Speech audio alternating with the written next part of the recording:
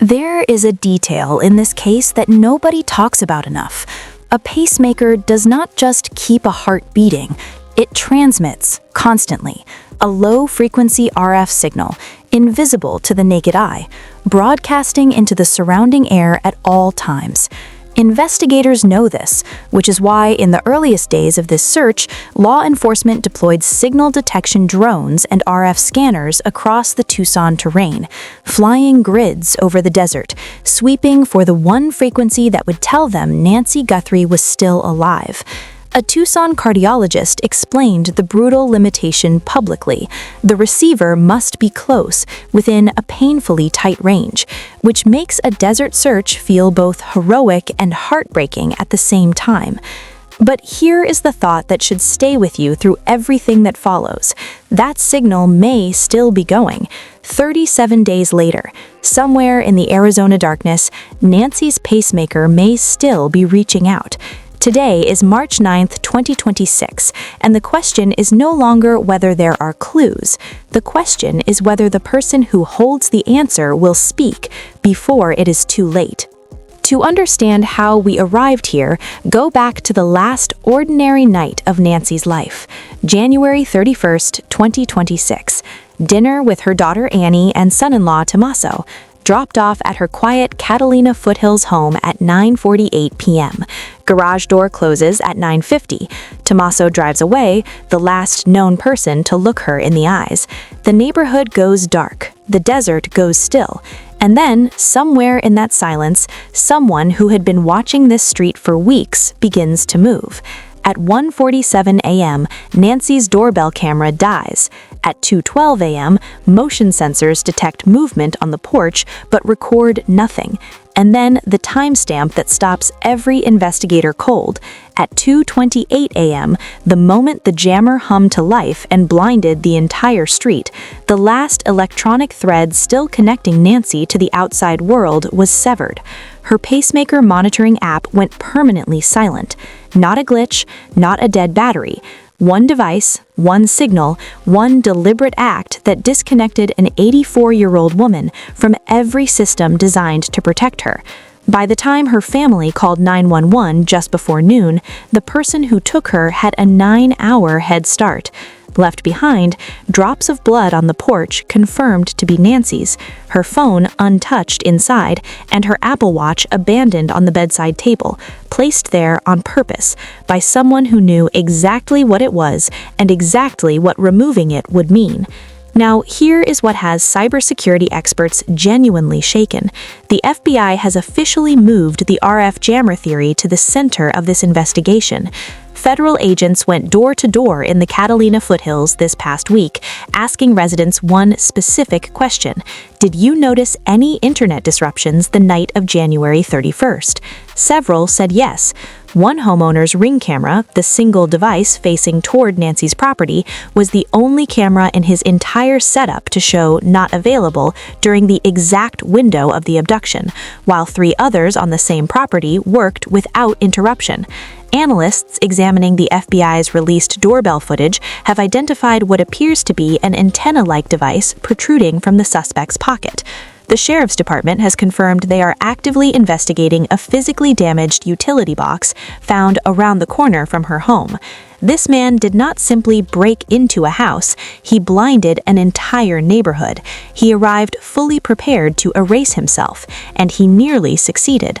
But here is the critical detail Gemini's analysts and the internet keep getting wrong. The doorbell footage the FBI released was not captured live. It was recovered afterward by FBI technical teams working directly with Google, pulled from back-end server data that the jammer could blind in real time but could never fully erase from remote storage.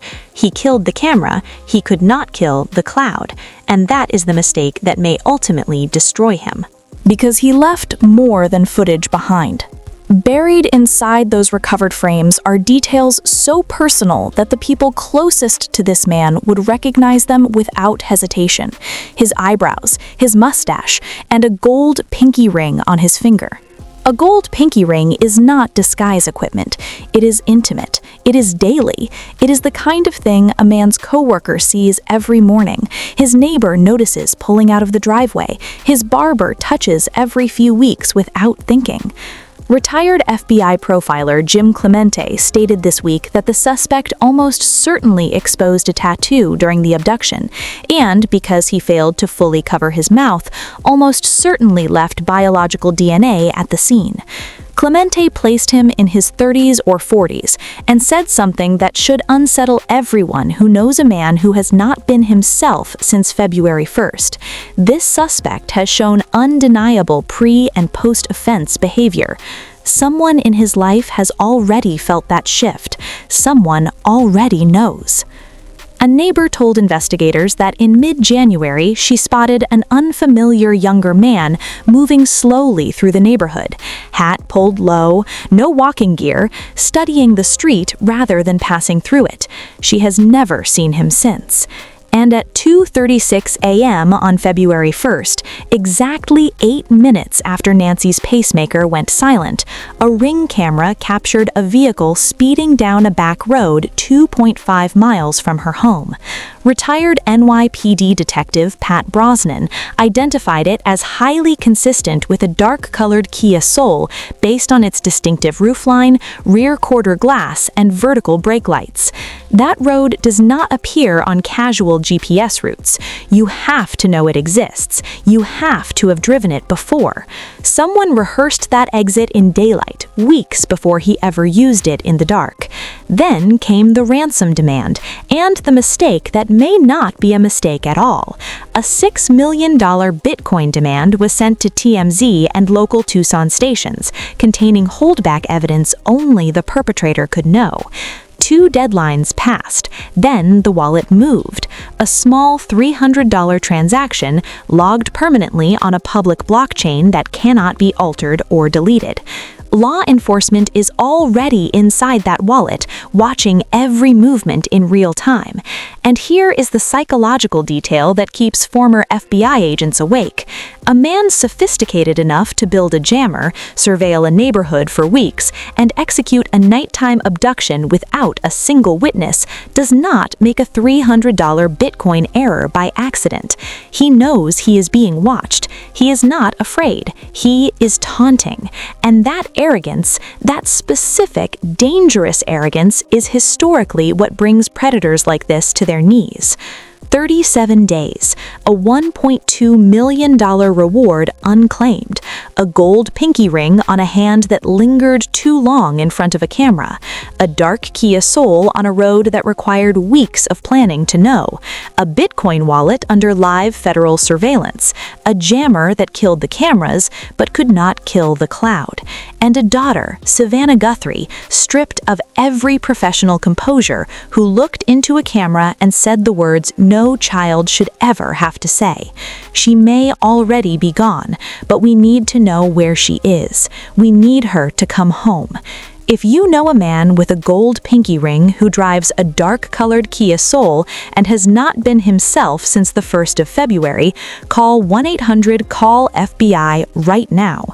Anonymous, real reward, real consequences.